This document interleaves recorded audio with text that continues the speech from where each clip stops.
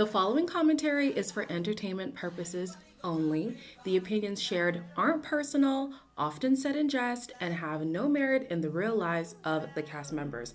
With that being said, let's binge, let's banter, and most importantly, let's move on. Hello everybody, welcome back to my channel. My name is Queenie for those who don't know me, reviewing Love is Blind Season 8, Episodes 1 and 2, and a little bit of 3 because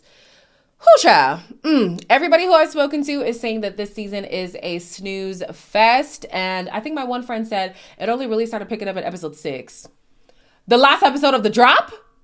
That's insane. So I wanted to include a little bit of 3 so we can have something exciting to talk about in the, well, not exciting, but something to talk about in this episode. So if you don't want to know how the reveal went in episode 3, don't stay to the end of the video.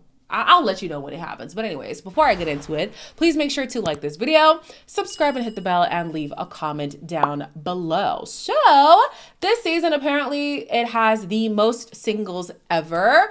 Maybe that's why it's so boring. It's just too many storylines to follow. Too many storylines. Whew, child, y'all were complaining about last season's editing. This editing is rough. But anyways, the first 2 singles that we meet are Daniel and Taylor. I'm 5'8", so like the height thing, like I don't really care. If it matters to them to have a guy that's, 6 feet, they're just probably not for me. In 50 years, the physical piece goes away anyways. What do you need from a woman in a relationship? Someone, who's open to, kids. Have always wanted a family of my own. I'm right there with you. I am tired of dating. I am so ready. I am a nurse. Write it down, Brad. If you ever need a colonoscopy, I am your girl. Oh my God. You're never gonna forget me, Ben. I will never. Daniel immediately got on my nerves. Immediately. Like, he looks like a sweet, oh no. See? I was gonna add to his height complex because I was gonna say he looks like a sweet little munchkin. He has a height complex. Obviously, he brings it up quite a bit, but he says that he wants to connect with somebody who wouldn't be worried about stuff like that. And so in the pods, he's actually connecting with Taylor. Now, Taylor, when she's talking to Daniel, seems pretty chill. But when she's talking to the other guys, she seems a little bit strict. And I was like, Daniel, are you sure about this? I feel like she would chew him up and spit him out. But they end up getting a little bit more vulnerable. She softens up. And so right now, Taylor and Daniel seem to be that first connection that's starting to build. Britney and Devin are next in the pods. And when they started with the whole nickname thing, I got immediate PTSD from Clay and AD. Devin, I am Brittany. You can call me Brit. My friends call me B-Dot. I'm Dev or D-Buck, so. D-Buck, Yeah. okay. You're a hooper? I played and coached Division I college basketball. You might have to do a little love in basketball. I really didn't see a shot that I didn't like, so. Oh my God, you sound like me. I coach Nice. the girls, so. Oh, wow. Yeah, I so- love that. I'm 34. How about you? 34, I'm 28. 28? Yeah. So they are both into sports. They both have a similar sense of humor. The only thing that's like a little bit of a, is this going to work out, is the fact that she is 6 years older than him. What I do like about him though, what's his name again? Devin. What I do like about Devin is the fact that he will address the age thing and then leave it there. He does not harp on it. And I think that's what makes it easier for the women to just accept, like, okay, he is younger, but obviously he's not making it a thing, so let me not make it a thing. I think also too, he just presents mature. He presents as somebody who is able to like step up in the way that the women are looking for. He's also connecting with Virginia. Virginia is 33. So yeah, she's an older woman as well. And he did the same thing. He was like, hey, by the way, I'm this age. It's not a problem for me as long as it's not a problem for you. Cool, happy days, let's move on. I like that. Joey in the past has been told that he gives off golden retriever energy. He absolutely does. This man looks like he has the zoomies. Now I'm ready to really show who Joey is. Oh boy! What is the thing you do to always make yourself comfortable? Nap. It could be any song that's playing in the bar, and I'll just like grab one of my friends and we'll start swing dancing. I used to swing dance Really? every single Wednesday. Oh, that is awesome. I was initially skeptical about Joey. I was. He gives me Trevor energy.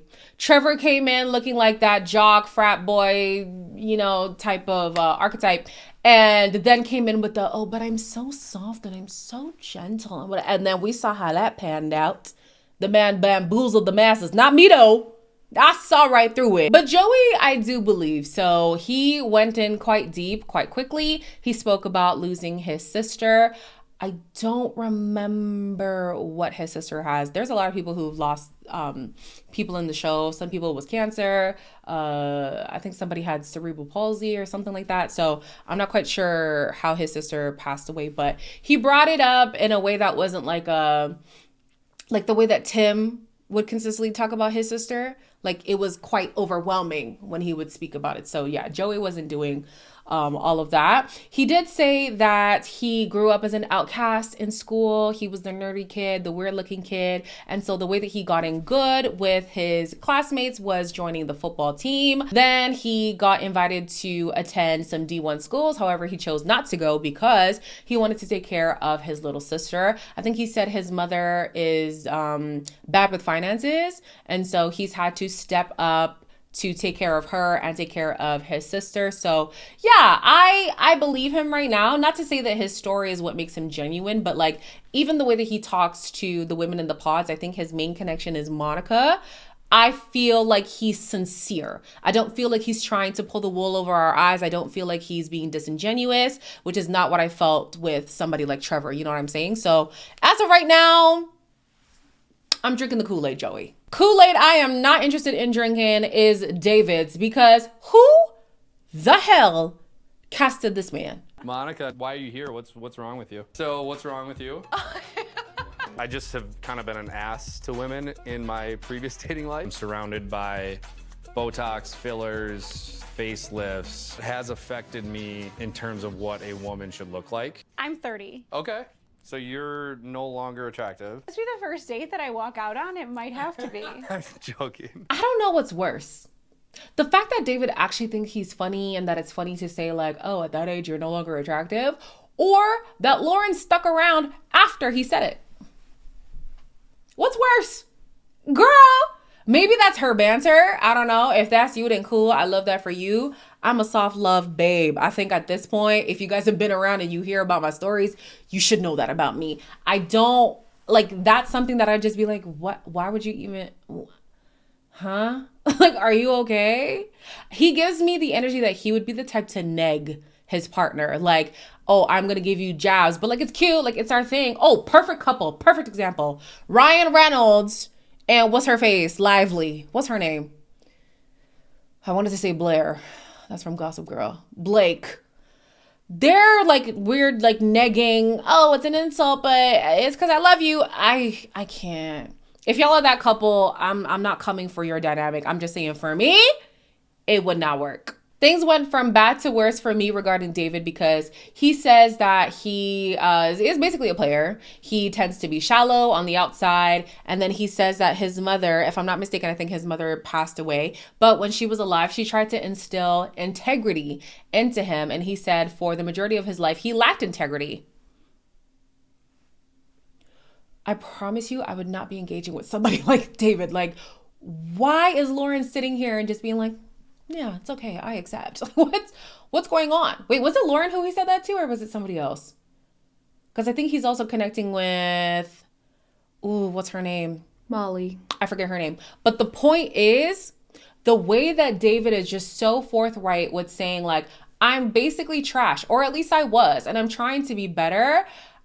I don't have enough time, enough history, enough ability to research to be able to trust that you are a changed man. If I was on the pods, I hear that, I'm closing my book, I'm walking out, and I'm never coming back. Someone who is very opposite to David is Alex. Oh my gosh, Alex is like a sweet baby bird that I want to hold and keep in my life. He's just so sweet and cute and precious. Relentlessly bullied. I was beat up in the hallway. And so I'd go like eat alone in the bathroom or like in the practice room. And I have really bad ADHD. I failed high school basically. And so I got kicked out of the house. Looking back, I wouldn't change any of it. Yeah. They had me when they were 19. She was in kind of a rehab program when she met my dad. I also actually lost my stepdad when I was in 8th grade to a drug overdose. It's just so many things that I don't want to take into like my family next. Right. Alex said that he grew up as the ugly duckling. And it's only recently that he's getting attention from women. The way I just want to take him into my bosom and just keep him here. He is so cute. I can't. So he is connecting with Madison. They both had very tumultuous childhoods. I don't want to say whose was worse or whatever, but Madison's story is quite a story. Wow. There's so much involvement of drugs in her story, a lot of loss in her story as well. She connects with him on the fact that they were both like kind of ostracized in childhood. He was actually bullied, like severely bullied. So painful. And so as they were talking, I'm not gonna lie, a part of me was like, will they be bonding because of the wounds that they share? And would they potentially trigger each other? And I wanted to step back and be like, girl, why are you always like doing the psychoanalysis thing? It's just, I went to school for that. It's really hard for me to not do that.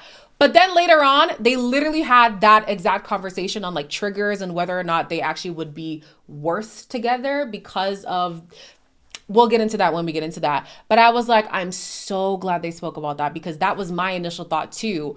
Is this worth getting into? Because they could potentially be triggers for each other. I think a better option for Madison is, what's his name? I think his name is Mason. I'm not seeing it written down. Yes. So he hasn't had as rough of a childhood, but he relates to her on like other things. And so I think that could be a better connection to want to explore. She says that she's tired of being strong and resilient and she needs somebody who like is going to be a safe space for her, is going to allow her to be just tender and soft. I just don't know if Alex could be that pillar that Madison needs right now.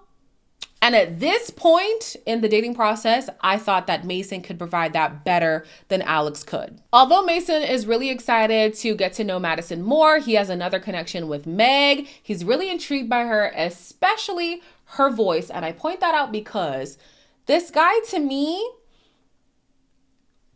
I question him because it seems like he leans towards whoever is giving him more of that like sexual tension. That could just be me, but that's what I was picking up. Your voice is so gorgeous. Really? You sound like a little boy.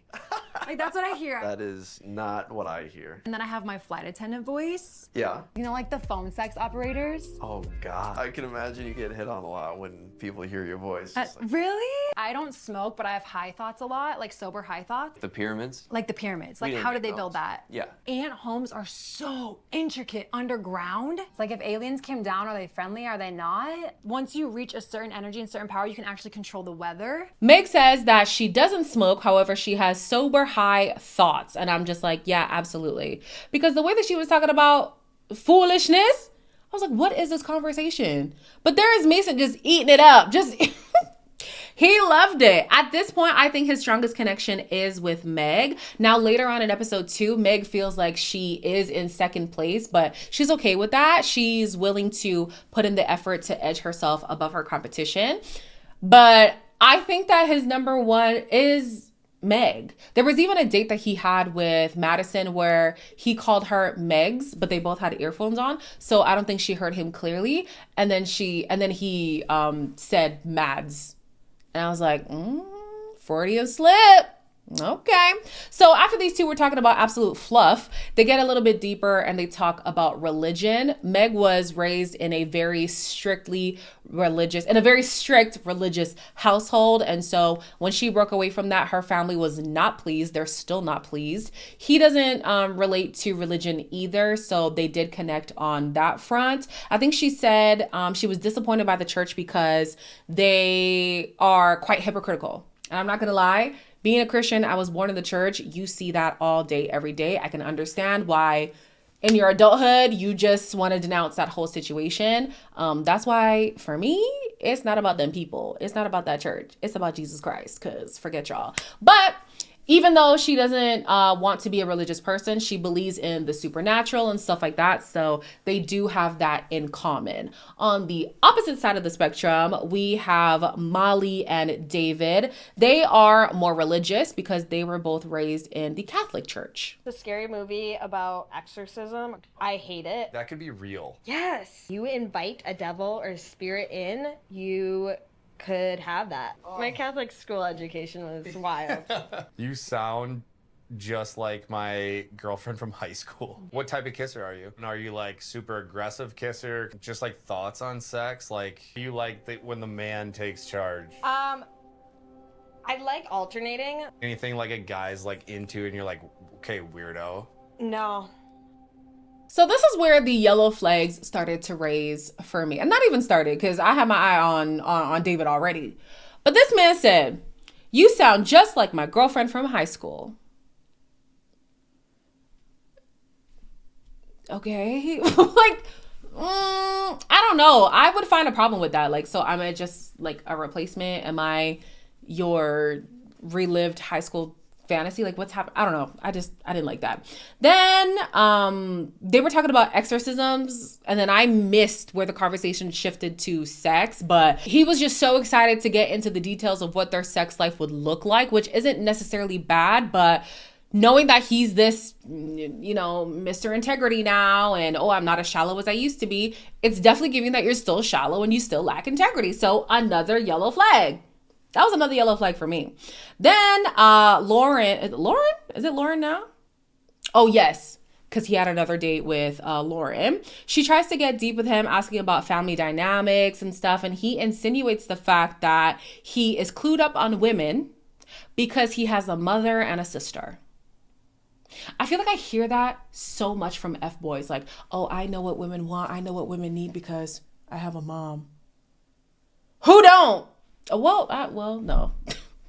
To me, that's like a typical F-boy line. So every man who has a mother, every man who has a sister, every man who has some proximity to a woman should definitely know what a woman wants and needs. Why are we in the dating crisis that we are in today, if that's the case? Sorry, that's an F-boy line if I've ever heard one. Done with David. Oh, and another thing, because I guess I'm not done. He got so excited when he saw that Lauren could potentially have a party girl side. I forget the exact words that he said, but he almost framed her as if she was like this like cute, adorable, untouchable, sweet, wholesome girl that you save for marriage. And so when he saw that she had like a wild side, he was getting excited. And I was just like, I don't know. I also have noticed that with Molly, he's a lot more transparent of who he really is compared to Lauren. He keeps himself in this like nice, with this nice image when he's talking to Lauren, but he's a little bit more, I don't want to say vulgar, raw, a little bit more raw and real with Molly. So now the women are starting to talk, and both Lauren and Molly have been told by David that they are his number one. One of them starts crashing out. I forget which one it is, but girl, over David? How was your date, Lauren? I feel like he was like so validating yesterday. Being reminded that he had other dates today, that just didn't feel good. I think the people that are still seeing my person know. Wait, I don't know. It was like a dagger to my heart. Does she want me to know where her connection is at and start to doubt my own? I'm sad that that's like something so casual about bringing up to me. She's trying to date the person that I want to marry. Lauren is starting to feel like maybe it was a mistake to put all her eggs in one basket so soon, because now the options are dwindling and she only has David. But David is keeping his options open. And I'm like, yeah, girl, you should have cast her net wide, especially if you got your eyes on David. Girl, that is not a for sure thing. Be so for real. But I can't blame her because, like I said, I do feel like he is presenting himself a little bit different to Lauren than he is with Molly. Molly is all in. Molly was like, outside of murdering somebody, there's really nothing you can do to like get me off of you, basically. And so he decides to open up about this whole integrity thing. He does say that in the past he has cheated, and she was like, yeah, I figured it was something along those lines. She hasn't cheated, but she has been the other woman knowingly. She knew she was the other woman, so she took part in somebody cheating. So they share this whole like, hey, I have a bad past, you have a bad past, like it's okay. Lauren, leave that man alone. Let him be with that girl, because that girl that he's honest with is probably the girl that he should continue to pursue. Because does Lauren know that he has cheated in the past? I just feel like the fact that Lauren's being kept in the dark is proof of where she stands with him. She obviously doesn't know that, but he knows that he has been more authentic with Molly than he has been with Lauren. So we go back to Devin. He is torn between Virginia and Brittany. I feel like both of them are good options. I think he has good conversation with both of them, but he gets more vulnerable with Brittany. I don't feel like today I could pick between the two. I feel like me and Brittany have an instant connection. How you doing? Shooter. Willie, I'll tell you after. What did you just say? My dad's name is Willie. What? His dad's name was Willie too. He's a junior. My dad is a junior. Our dad. It's not the same dad. No, it's not. My mom she didn't want me to play basketball. I was really sheltered. Didn't want me like popping my butt and twerking as a cheerleader. So my mom had us listen to gospel like my whole life. I love that God's Property music. Album, Kirk Franklin. Mm-hmm. Yo, I died at this conversation because I was like, do we have the same mother? And not them mentioning God's Property on Big Big Love is Blind, on Big Big Netflix. I said, okay, I know that's right. Let's educate the people on the gospel, okay? So when I was a kid, I wasn't allowed to listen to secular music either. I mean, I am an African immigrant of Christian parents. Like, let's be so for real. Was not listening to rap, R&B, none of that stuff. When I got a little bit older and I had a Walkman, my first CDs were JoJo's Get Out and Will Smith's, which one was it? Big Willie Style. I said, wow, we got the same mama. I don't know what it is about Will Smith. The Christian moms are like, you know what? That's a good rapper. If you want to get into the rap, Will Smith, he's the one.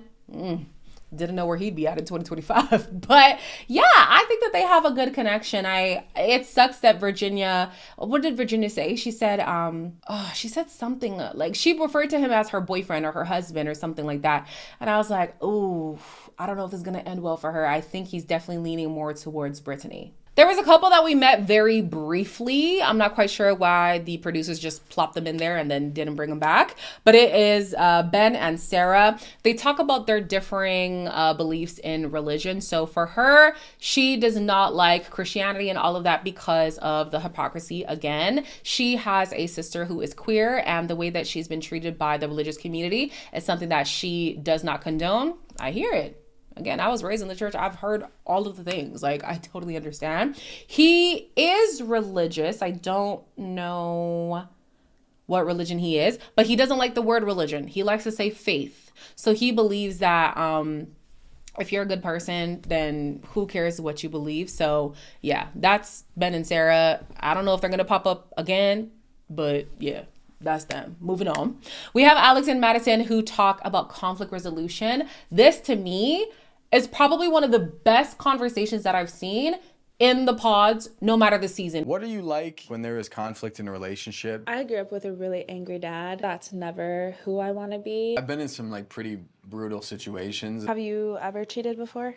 No, I have not. I was cheated on with someone that I was living with. Oh shit, I'm sorry. I've also been cheated on multiple times. Do you think that that is going to affect a future relationship? I am an avoidant. Uh-oh. I'm more anxious. I feel like, show me that, yes, you care about me and that you are not abandoning me. That scares me a little bit. I'm sorry. I don't mean to scare you, but I just want to be honest. Maybe we are initially attracted to people in here that are similar to people that we have dated. I'll have to think about the attachment style. So both Alex and Madison have been cheated on, which is so sad that even Madison, she was shocked at the fact that he hadn't cheated before.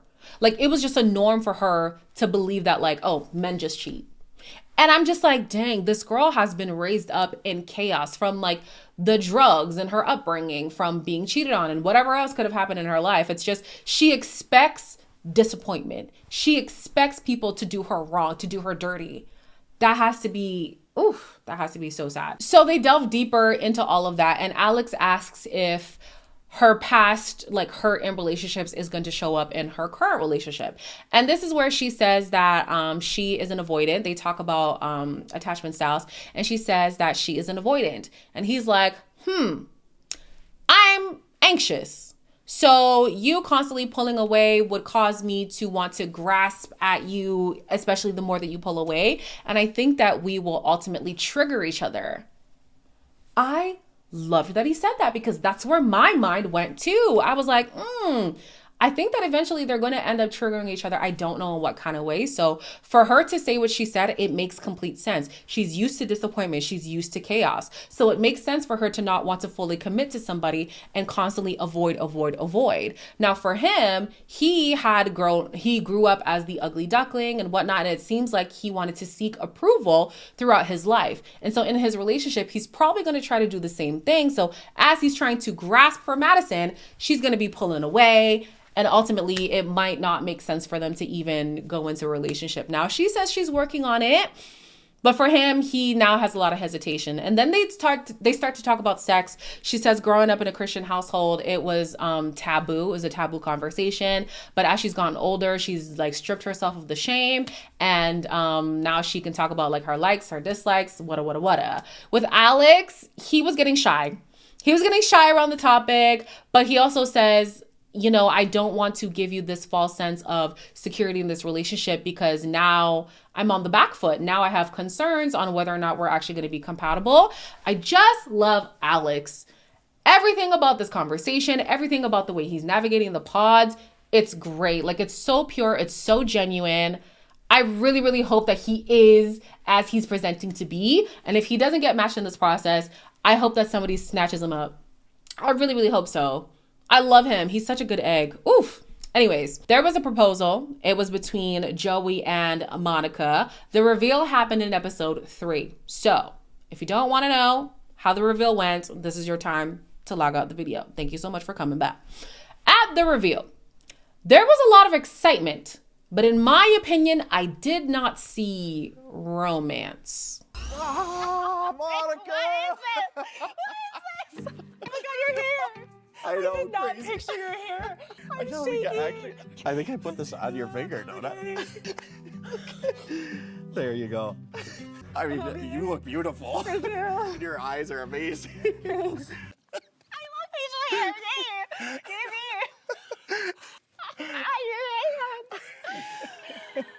me. Okay. One more. Maybe one more. Monica didn't say whether he was cute or not. She was like, oh my gosh, your hair. Oh my gosh, you have stubble. And what do you think about me? And he was like, yeah, I think you're cute. I think you're beautiful, like whatever. She then said in the confessional that he was cute. And so I was like, okay, so she finds him attractive to some degree. But to his face, she didn't say it. And I was like, interesting. Then she said that he looks like Tarzan, which is a good thing, apparently. I don't know if he looks like Tarzan. I can see the vision with the hair, but that's about it.